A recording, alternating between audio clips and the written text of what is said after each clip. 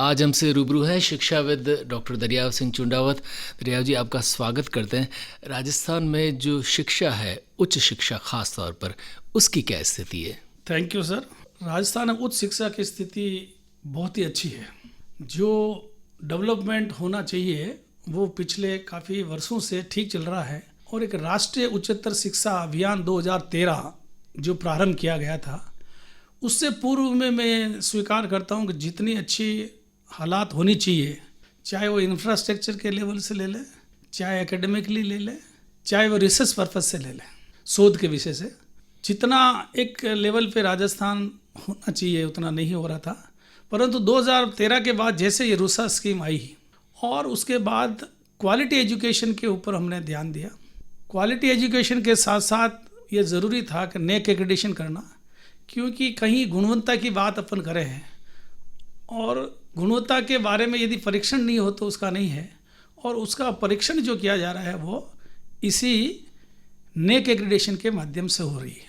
दरियाव सिंह जी, ये 2013 में आप जो योजना बता रहे हैं, इससे सच में ग्राउंड स्तर पर रियलिटी में भी प्रभाव पड़ा या ये हमें बाहर बाहर ही नज़र आ रहा है?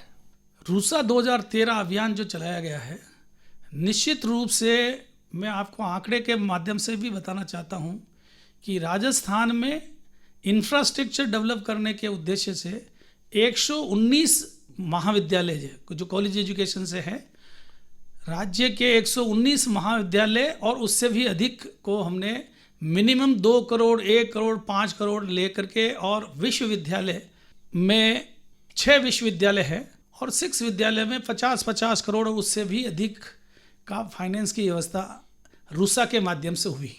और जो कुछ भी बातें चल रही है, ऐसा नहीं है, ग्राउंड लेवल पर रूसा ही एक ऐसी स्कीम आई। ये बात मैं मानता हूँ कि इसमें जो है फंडिंग का रेशो जो है 40% स्टेट गवर्नमेंट का है, 60% सेंट्रल गवर्नमेंट का है।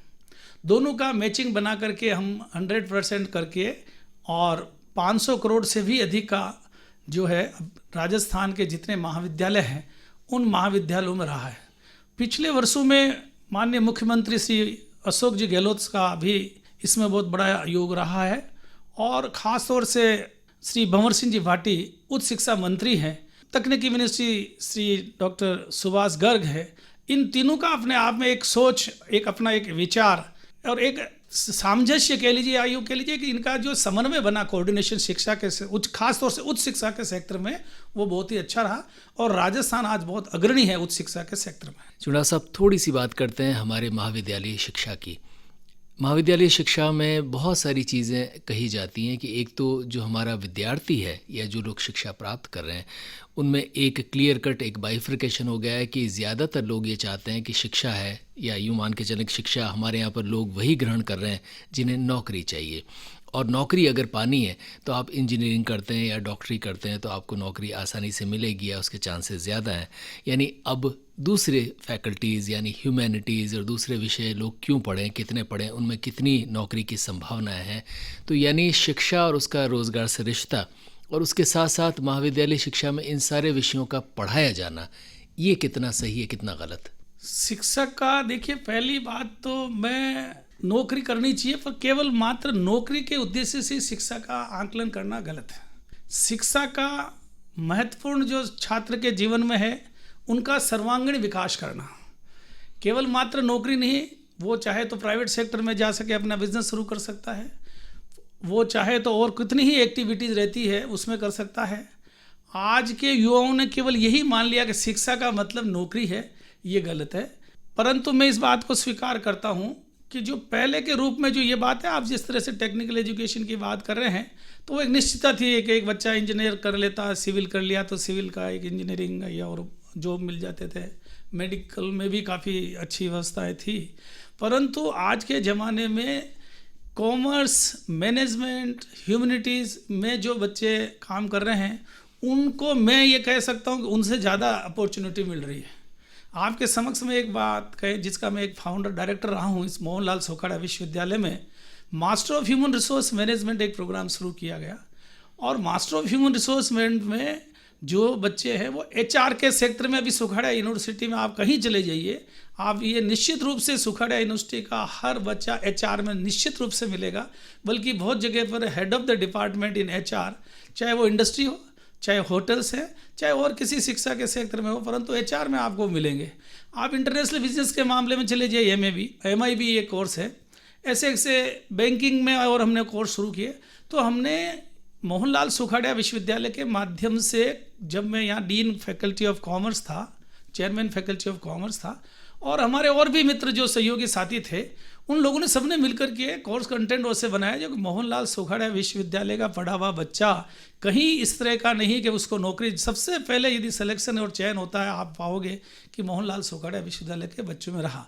चाहे वो किसी सेक्टर का, ह्यूमैनिटीज में रहा हो, चाहे कॉमर्स में रहा हो, चाहे मैनेजमेंट रहा हो, चाहे एचआर में रहा हो, चाहे इंटरनेशनल बिजनेस में रहा हो, सभी जगह उन्होंने अपनी दक्षता दिखाई है। कॉमर्स का ही जिक्र करते हैं। बहुत सारे लोग कहते हैं जो परंपरागत रूप से उद्योग धंधे करते हैं कि साहब हमने अगर पढ़ भी लिया या बीकॉम कर लिया, कॉमर्स की कोई एजुकेशन कर ली, तो उसका हमारी ज़िंदगी में प्रैक्टिकली कोई इस्तेमाल नहीं है।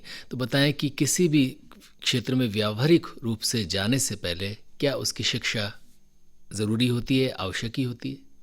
निश्चित रूप से किसी सेक्टर में जाएंगे शिक्षा की आवश्यकता है। जहाँ तक आपने यहाँ कॉमर्स को रेखांकित किया है, तो इस संदर्भ में मैं कहना चाहता हूँ, देखिए ये बात स्वीकार करने की, चूँकि कॉमर्स है और you can say commerce is art and science, दोनों ही को हम स्वीकार करते हैं कि 2+2 4 ही हो सकता है, 2+2 5 कभी नहीं होता है। तो जो बच्चा यदि सीरियसली अगर कहीं पढ़ रहा है, कॉमर्स का विद्यार्थी, तो निश्चित रूप से वो अगर सर्विस करना चाहेगा, होगा, सर्विस प्राप्त कर सकता है। अगर उससे नीचे के लेवल पे भी वो नहीं गया तो प्राइवेट सेक्टर में, चाहे अकाउंटिंग के बिजनेस में करो, चाहे बैंकिंग के सेक्टर में करो, चाहे इंडस्ट्री के सेक्टर में करो, उसका हर सेक्टर में योगदान अवश्य रहेगा। Being a accounting person, being a administrator, administration के सिस्टम से, being a banking and finance है, तो ये एक जनरल जीवन में प्रत्येक व्यक्ति को इसकी आवश्यकता पड़ती है, प्रत्येक ऑर्गेनाइजेशन को इसकी आवश्यकता पड़ती है। जब ऑर्गेनाइजेशन होगा, फाइनेंस की व्यवस्था होगी, मैनेजमेंट की व्यवस्था होगी, एचआर की व्यवस्था होगी, प्रशासन की व्यवस्था होगी, तो कॉमर्स का विद्यार्थी सभी जगह सफलतम है। और अगर बीकॉम यदि अच्छा और सुखाड़ा यूनिवर्सिटी के, मैं आपको एक और बात बताना चाहता हूँ और आप उसे चेक कर ले, चाहे हमने सुखाड़ा यूनिवर्सिटी का पाठ्यक्रम ही इस तरह से निर्धारित कर रहा है कि सीए के इक्विवेलेंट हम उसको रख रखा है। तो हमारा विद्यार्थी सीए करेगा, सीए नहीं करेगा तो आईसीडब्ल्यू करेगा, आईसीडब्ल्यू नहीं करेगा तो उसके नीचे बीकॉम में जाएगा, अकाउंट्स करेगा, बैंक में जाएगा, बैंकिंग सर्विसेज करेगा। इस तरह से कोर्स का पाठ्यक्रम का निर्धारित किया गया है, जिससे हमारा विद्यार्थी निश्चित रूप से सर्विस में, निश्चित रूप से अपना कोई ओन बिजनेस कर सके। इस तरह के पाठ्यक्रम सुखाड़ा विश्वविद्यालय तैयार किए गए हैं, कॉमर्स के सेक्टर में खास तौर से। विषय और विषयों में बदलाव, यानी जैसे आपने जिक्र किया कि master of human resource management ये कोर्स शुरू किया गया, जिससे कई लोगों ने पढ़ाई की और उसके बाद उन्हें नौकरी भी मिली और अच्छे अवसर मिले। लेकिन अभी भी आप देखेंगे कि शिक्षा में बहुत सारे परंपरागत विषय ही पढ़ाए जा रहे हैं। आपको इतिहास पढ़ाया जा रहा है या कुछ ऐसे विषय जिनकी समाजशास्त्र जैसे पढ़ाया जा रहा है, या बहुत सारे ऐसे विषय हैं जिनकी समाज में आज उस ढंग से उपादेयता नहीं है। पाठ्यक्रमों में बदलाव, विषयों में बदलाव, ये कितने ज़रूरी हैं? मैं आपको एक जानकारी देना चाहता हूँ कि आप जो बात कह रहे हैं बहुत सही है। आपका आंकलन आज के 10 वर्ष या उससे पूर्व का हो सकता है, परंतु पिछले इस डेकेड्स में और पिछले 5 सालों में जिस तरह से पाठ्यक्रमों का मूल रूप से नवाचारों के नए सिस्टम के आधार पर सभी राज्य में सभी विश्वविद्यालय के कुलपति और उससे रिलेटेड जितनी काउंसिल्स हैं वो इससे बहुत जागरूक है। और जो पाठ्यक्रम आज की आवश्यकता है, आज एक इंडस्ट्रीज़ को किस तरह का बीकॉम का लड़का चाहिए, हम वो उस तरह से करें। सुखाड़ा विश्वविद्यालय में हम प्रोफेशनल, वोकेशनल, आज हम न्यू एजुकेशन पॉलिसी की बात कर रहे हैं। न्यू एजुकेशन पॉलिसी में वोकेशनल एजुकेशन और स्किल के ऊपर ज़्यादा ध्यान दिया, जबकि हम आपको बताना चाहते हैं कि सुखाड़ा विश्वविद्यालय हमने 2016 में ही वोकेशनल पाठ्यक्रम प्रारंभ कर दिया गया। तो जो नए नए पाठ्यक्रम, नई नई बातें, नई नई चीज़ें हम परिवर्तन कर रहे हैं। अब ये है, लगता लोगों को कितना हो रहा है या नहीं, हालांकि जितना होना चाहिए वो नहीं हो पा रहा, पर मुझे लगता है कि आने वाले समय में आप ये पाओगे कि मूल रूप से समय के अनुरूप क्या पाठ्यक्रम होने चाहिए वो आपको मिलेंगे। ये रेडियो लेक सिटी हमसे रूबरू हैं प्रोफेसर दरियाव सिंह चुंडावत। आप वाइस चेयरमैन हैं Rajasthan state higher education council के। प्रोफेसर चुंडावत, थोड़ी सी शोध की बात करते हैं।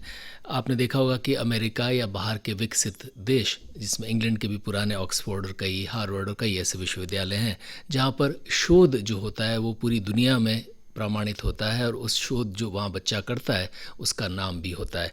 हमारे यहाँ पर शोध को लेकर क्या स्थिति है? पीएचडियाँ तो हमारे यहाँ बहुत सारी होती हैं, लेकिन उनमें से कितनी पीएचडियाँ ऐसी हैं जिनका दुनिया भर में जिक्र होता है? शोध के विषय में स्थिति ठीक है, आप जैसा बता रहे हैं, परंतु कुछ फैकल्टी में इस तरह का है, परंतु सब जगह आप जैसा सोच रहे हैं ऐसा नहीं है। खास तौर से मैं चूँकि सुखड़ा विश्वविद्यालय में रहा हूँ ज़्यादा समय, तो उसकी बात करना चाहता हूँ कि हमने काफ़ी पेटेंट करवाई है। हमारी रिसर्च है जिसमें मैं यह रेखांकित करूँगा, department of botany, department of biotechnology, department of geology, department of zoology और भी काफ़ी डिपार्टमेंट्स हैं, ऐसा नहीं कि इनमें हैं, पर काफ़ी पेटेंट करी है रिसर्च। और अब चूंकि पहले स्वीकार करता है कि कुछ आपको ऐसा लगा हो कि जो रिसर्च की क्वालिटी कुछ गिरी, आपको ऐसा लग रहा है, तो मैं इसको थोड़ा स्वीकार करता हूँ, पर अब नहीं है वो स्थिति रही। क्योंकि देखिए, अब जैसे ही आप एंट्रेंस लेंगे तो बिना एंट्रेंस एग्जामिनेशन के, यूजीसी की नेट और एंट्रेंस के बिना आप एडमिशन ही संभव नहीं है। एक समय था जब स्टूडेंट मिलता, सुपरवाइजर मिलता, then they can start, they prepare the synopsis and after synopsis they have started the business. पर अब नहीं है ऐसा स्थिति। अब तो एग्जामिनेशन है, एग्जामिनेशन के बाद हमने उसकी एक ग्रेडिंग का एक सिस्टम और कर लिया है। तो जो स्थितियां अभी बन रही है, आप पाओगे निश्चित रूप से आने वाले समय में शिक्षा के क्षेत्र में, खास तौर से शोध के क्षेत्र में काफ़ी गुणवत्ता बनेगी।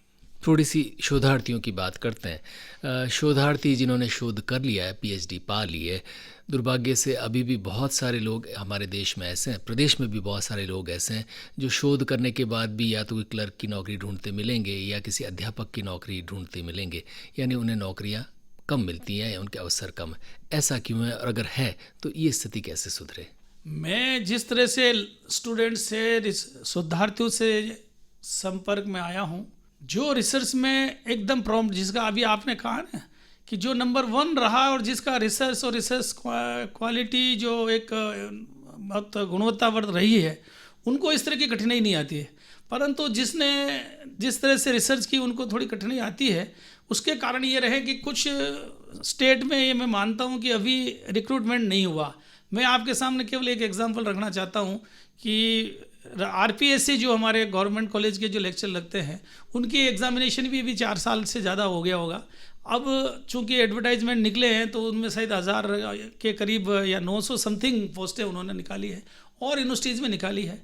और लास्ट 2 साल में तो हमारी स्थिति, आप कोविड के कारण हम वेरी अनफॉर्चुनेट कि जो पार्ट उच्च शिक्षा के क्षेत्र में कोविड के कारण रहा, हालांकि हमने ये बात रखी है कि हम ऑनलाइन और डिस्टेंस एजुकेशन के माध्यम से और सब कर रहे थे, परंतु जो गुणवत्ता होनी चाहिए वो नहीं रही। और जो रिक्रूटमेंट और जो अचीवमेंट हमारे शोधार्थियों को करना चाहिए, ड्यू टू दिस कोविड-19 के कारण हम नहीं कर पाए। परंतु जो आने वाला समय है उसमें निश्चित रूप से स्टूडेंट को, शोधार्थियों को अपनी पोजीशन मिलेगी। थोड़ी सी बात करते हैं प्राध्यापकों की। एक समय था जब किसी विश्वविद्यालय के कुलपति जो हुआ करते थे वो ढूंढ कर लाया करते थे।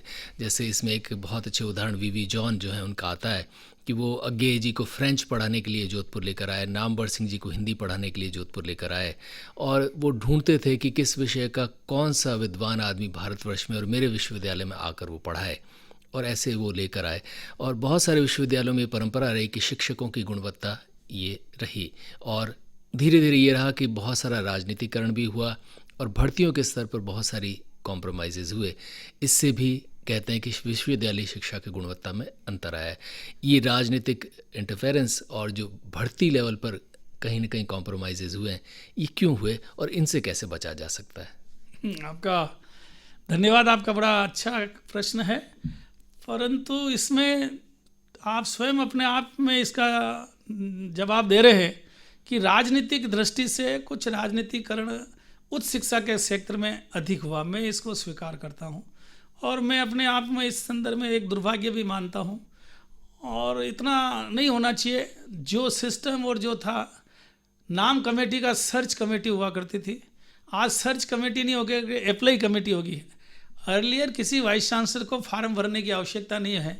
जहाँ 2,10,000 बेसिक के ऊपर आप अपॉइंट करने जा रहे हो विथ 5,000 एक्स्ट्रा अलाउंस दे करके, ऐसे व्यक्ति के बारे में आप फॉर्म भरवा रहे हो, कर रहे हैं। ये अभी पिछले 2-3 साल से हुआ। हालांकि व्यक्तिगत रूप से मैं इसको स्वीकार नहीं करता, ऐसा होना नहीं चाहिए। और अब आप स्वयं इसका उत्तर दे रहे हैं कि राजनीतिकरण है, तो थोड़ा राजनीतिकरण उच्च शिक्षा में अधिक हो गया, जो नहीं होना चाहिए। हो सकता है कुछ आने वाले समय में ये सब ठीक होगा। और इस संदर्भ में कुछ और भी एक प्रश्न है, पर मैं थोड़ा यहाँ पर आपसे ज़्यादा डिस्कस नहीं करना चाहता हूँ, क्योंकि मैं स्वयं उच्च शिक्षा के सेक्टर में अपना कार्य कर रहा हूँ और मैं अपने आप में प्रयास कर रहा हूँ। मैंने काफ़ी चीज़ें गवर्नमेंट को लिख के दी है, ये है। और कभी कभी गवर्नमेंट करती है हमको सहयोग, पर मैं सोचता हूँ कि कुछ समय आएगा, जो चीज़ें आप सोच रहे हो उसमें कुछ न कुछ सुधार होगा। परंतु इसमें थोड़ा राजनीतिकरण हुआ है, मैं इसको स्वीकार करता हूँ। उसके कारण जो अचीवमेंट होने चाहिए, जो चीज़ें होनी चाहिए, उसमें हमें थोड़ी दिक्कत आ रही है। बहुत विषयों में ये भी देखा गया है, खासतौर पर विश्वविद्यालयों में, कि उसके अध्यापक उनके पास नहीं है, फैकल्टी पूरी खाली पड़ी है, या किसी फैकल्टी में जहाँ 3 या 4 असिस्टेंट या एसोसिएट प्रोफेसर होने चाहिए, एक व्यक्ति है, और लिहाजा वो किसी बाहर की जो गेस्ट फैकल्टी होती है उससे वो काम चलाते हैं। और गेस्ट फैकल्टी में भी बहुत सारी चीज़ें, किसी की नौकरी लग गई तो वो चली गई। तो बताएं कि ये गुणवत्ता विश्वविद्यालय शिक्षा में ख़ास तौर पर भर्तियाँ भी नहीं हैं, उसको लेकर भी बहुत सारी परेशानियां आ रही हैं। ये परेशानियां क्या है, इनसे कैसे निपटा जाए? ये परेशानियां इसलिए आ रही है कि राज्य में एक अलग आइडियोलॉजिकल गवर्नमेंट है और सेंट्रल में एक अलग आइडियोलॉजिकल गवर्नमेंट है। कुछ चीज़ें राजभवन से निर्धारित होती है, जो एक्ट एंड स्टैट्यूट के माध्यम से, कुछ चीज़ें स्टेट में गवर्नमेंट के माध्यम से डिसाइड होती है। उन सब चीज़ों का जो एक सामंजस्य जितना होना चाहिए, उसमें भी कभी कभी मुझे देखने को मिलता है सामंजस्य नहीं हो पाता है, और इस कारण से रिक्रूटमेंट करने के लिए बाउंड किया जाता। इनका ट्रस्ट नहीं है दोनों का कि वाइस चांसलर क्या करेगा, जबकि वाइस चांसलर के अपॉइंटमेंट करने के बाद उसको फ्री हैंड देना चाहिए। You go and appoint your do the recruitment. पर आप देखिए कि अगर मान लीजिए कि गवर्नमेंट ने किसी को परमिशन दे दी, किसी वाइस चांसलर को, तो और जगह से रुक जाएगी, और जगह किसी ने दे दिया तो गवर्नमेंट ने कहा कि भाई हमारे यहाँ से रुक जाएगी। तो ये दिक्कत तो इस स्टेट में काफ़ी है।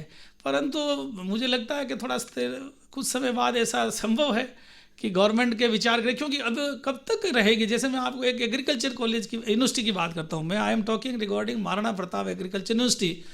मैं सुखाड़ा यूनिवर्सिटी को तो फिर भी आपसे कह रहा हूँ कि कुछ वर्षों में फिर भी भर्ती हुई, कुछ भी हुआ था पिछले उस टेन्योर में, वाइस चांसलर थे चाहे जो सरकार थी। परंतु अभी जैसे मैं जो सुनता हूँ, जो अखबार में पढ़ता हूँ, जिस तरह से जो हालात आज महाराणा प्रताप एग्रीकल्चर यूनिवर्सिटी उदयपुर, जो कि सबसे पुराना विश्वविद्यालय होता है, और इसी विश्वविद्यालय से मैं आपसे कह रहा हूँ, इस विश्वविद्यालय जो था, मतलब जो मोहनलाल विश्वविद्यालय, नहीं उदयपुर यूनिवर्सिटी था, इट वाज एग्रीकल्चर यूनिवर्सिटी, तो उसके 7 यूनिवर्सिटी और बन गई उसकी, मतलब इतना पुराना यूनिवर्सिटी मैं कह रहा हूँ। तो उसमें आज हालात ये है कि कोई स्टाफ ही नहीं और परमिशन ही नहीं है। और वाइस चांसलर को हम कभी डिस्कस करते हैं उस शिक्षा के माध्यम से, तो वो कहने साहब परमिशन दिला दीजिए, हम कर लीजिए। अब हम भी उनको लिख सकते हैं कि आप इनको परमिशन दीजिए, परंतु परमिशन उनको मिलती नहीं है। तो वहाँ हालात ज़्यादा ख़राब है। आपका जो एनालिसिस है वो सही है, परंतु लगता है कुछ समय आएगा, कुछ सुधार होगा। हमसे रूबरू है प्रोफेसर दरियाव सिंह चुंडावत। आप वाइस चेयरमैन हैं Rajasthan state higher education council के। चुंडावत जी, थोड़ी सी बात करते हैं कोविड की। कोविड-19 ने समाज के हर तबके पर, हर वर्ग पर, देश समाज सब जगह प्रभाव डाला है, और बहुत गहरा प्रभाव डाला है, और शिक्षा पर शायद ज़्यादा प्रभाव डाला है। हालांकि शिक्षा को लेकर कुछ नवाचार ज़रूर हुए हैं। जो सुंदर बात है वो ये कि अब ऑनलाइन एजुकेशन एक नया कॉन्सेप्ट आ गया है, और ये भी कहा जा रहा है कि अब ये जीवन भर रहेगा, यानी शिक्षा में अब ऑनलाइन एजुकेशन तो रहेगी। उसका प्रतिशत कितना होता है, बढ़ता घटता, वो एक भविष्य की बात है, लेकिन शिक्षा में ये चीज़ आई। लेकिन इन सब के बावजूद बहुत सारी चीज़ें ऐसे हो गई कि बच्चे बगैर एग्ज़ाम दिए उन्हें पास करना पड़ा, और कौन सा बच्चा कौन सा विषय लेगा, उसका स्किल क्या है, उसका इंटरेस्ट क्या है, इन सब बातों की जांच इस प्रोसेस में नहीं हो पाई। शिक्षा का ये नुकसान, इसकी भरपाई कैसे हो, और भविष्य में शिक्षा में कुछ अगर कोई महामारी आ जाए तो हम उससे कैसे निपटें, इसके लिए क्या सुझाव देंगे? कोविड-19 का एक भयावह रोल रहा, और ख़ास तौर से इकोनॉमिक दृष्टि से तो रहा ही है, आर्थिक दृष्टि के साथ साथ शिक्षा के सेक्टर में, और चाहे वो प्राथमिक एजुकेशन हो चाहे हायर एजुकेशन के सेक्टर में, सबसे बड़ा रहा है। और मैं ये कहूँगा ये तो एक बहुत बड़ा बैकलॉग हो गया है। इस 2 साल की भरपाई हम कितने वर्षों में कर पाएंगे, कब तक उस लेवल पर ले पाएंगे, मुझे इसमें शंका लगती है कि हम कैसे कर पाएंगे। हालांकि आप और हम ये कहते हैं कि उच्च शिक्षा या जो एजुकेशन है उसमें ऑनलाइन एजुकेशन के माध्यम से हम कुछ कर पाए। मैं सब जगह पर ऑनलाइन के पक्ष में नहीं हूँ, क्योंकि राजस्थान एक ऐसा स्टेट है जितना डेवलपमेंट और जितना होना चाहिए, जो ज्योग्राफिकल पोजीशंस है, आज मैं आपसे कहूँगा आप कुरावट से आगे चले जाइए, वहाँ पर टावर नहीं है। वहाँ पर कुछ दिन पहले लोगों ने यह बताया है कि हमारे यहाँ मोबाइल नहीं बजता, चीफ मिनिस्टर को लिख के दिया, आप पता करें। और माननीय मुख्यमंत्री जी श्री अशोक गहलोत ने उन मतलब कंपनीज को लिखा है कि वहाँ जाके आप टावर लगाइए, आपको हम ज़मीन और जो फैसिलिटीज़ है हमको देनी है वो हम निःशुल्क दे देंगे। परंतु जहाँ टावर नहीं है, जहाँ ऑनलाइन चीज़ें नहीं पहुँचती है, गरीबी इतनी है। आज आप और हम तो यहाँ बैठे हैं उदयपुर में, पर जो इंटीरियर एरिया में जो आज एक आदिवासी बैठा है, क्योंकि हमारा उदयपुर सेक्टर मेवाड़ जो है स्टेट है, उसमें जो डिस्ट्रिक्ट्स और जो है, चाहे बांसवाड़ा ले लीजिए, डूंगरपुर ले लीजिए, चाहे सिरोही ले लीजिए, चाहे प्रतापगढ़ ले लीजिए, चाहे चित्तौड़ ले लीजिए, चाहे भीलवाड़ा ले लीजिए, ये सब ऐसा बेल्ट है जिसमें आज एक आदिवासी समाज रहता है, आज ट्राइबल इसमें रह रहा है, आज और लोग भी रह रहे हैं। तो उनके पास संसाधन है कि नहीं है, ये किसने चेक किया? आपने ऑनलाइन शुरू किया, इसका मतलब रिसीवर कौन है? तो इसलिए ऑनलाइन ठीक है, आपकी जो जहाँ संसाधन है वहाँ ऑनलाइन होना आवश्यक है और ठीक है, परंतु इसकी भरपाई करना बहुत मुश्किल होगा। और जिस तरह से, खैर मैं ये स्वीकार करता हूँ कि जो महामारी थी पेंडेमिक के कारण जो नहीं कर पाए, गवर्नमेंट को जो चीज़ें करनी चाहिए बहुत अच्छा मैनेज माननीय अशोक गहलोत साहब ने किया है, तो वो एक अलग बात है। परंतु इसकी जो आगे आने वाले में जो ये 2 साल के बच्चे जो रहेंगे, ये कैसे क्या कर पाएंगे, इनको अलग से बहुत ज़्यादा ध्यान लगा के ही उस प्रतियोगी कंपटीशन में आना पड़ेगा। नहीं तो इसके पीछे जब ये बिल्कुल सामान्य हो जाएगा तो आप देखना वो बच्चा कितना ही आगे उसमें निकल जाएगा। दरिया सिंह जी, उच्च शिक्षा के क्षेत्र में प्रदेश में और कुछ अच्छा हो पाए, इसके लिए आपके जहन में क्या कुछ है, क्या कुछ करने जा रहे हैं, क्या कुछ कल्पना है जो होना चाहिए? उच्च शिक्षा के सेक्टर में हम सबसे पहले तो जो अभी ये हम काउंसिल है, इसका आगे जा कर के एक आयोग प्रपोज कर रहे हैं, राजस्थान हायर एजुकेशन कमीशन बनाया जाए, ये हमने रिकमेंड कर रखा है। इसका एक्ट स्टैट्यूट गवर्नमेंट को रख रखा है। और हायर एजुकेशन कमीशन के माध्यम से जो नेक्स्ट आज के ज़माने से जिसकी ज़रूरत है, न्यू एजुकेशन पॉलिसी जो आ रही है, उस न्यू एजुकेशन पॉलिसी का इम्प्लीमेंटेशन जो है वो एकदम होना चाहिए। उसके ऊपर जो भी किस संसाधन है, क्योंकि उसमें सबसे ज़्यादा इंफ्रास्ट्रक्चर पर ध्यान दिया गया, और उन इंफ्रास्ट्रक्चर को डेवलप करने में हमें अभी काफ़ी समय लगेगा जो फर्स्ट है उसमें, क्योंकि बिना इंफ्रास्ट्रक्चर डेवलपमेंट के है जो उसने हम उसमें कुछ अचीवमेंट कर नहीं पाएंगे। तो न्यू एजुकेशन पॉलिसी लागू करना, न्यू हायर एजुकेशन कमीशन लागू करना, और जितनी और नवाचार की बातें उस पर हम विचार विमर्श कर रहे हैं। और आने वाले समय में मुझे लगता है कि जो थर्ड वेव की बात करते हैं उसमें ज़रूर विराम लगेगा, या जो कुछ भी होना है, हम दिवाली तक ये बैठे हुए हैं, हम आज बच्चे को भी यही कहते हैं कि तुम दीपावली तक अपना ख्याल रखो हेल्थ का। अगर ये सब चीज़ें सामान्य हुई तो निश्चित रूप से हमारी काउंसिल और राजस्थान सरकार श्रीमान अशोक गहलोत जी के नेतृत्व में और उच्च शिक्षा के सेक्टर में जो आप जैसा चाह रहे हैं उन मापदंड पर खरी उतरेगी, और उनका एक एक्रेडिटेशन होगा और वो बहुत अच्छा कुछ कर पाएगी, ऐसा मेरा विश्वास है। प्रोफेसर दरिया सिंह चुंडावत, आपका हृदय से आभार।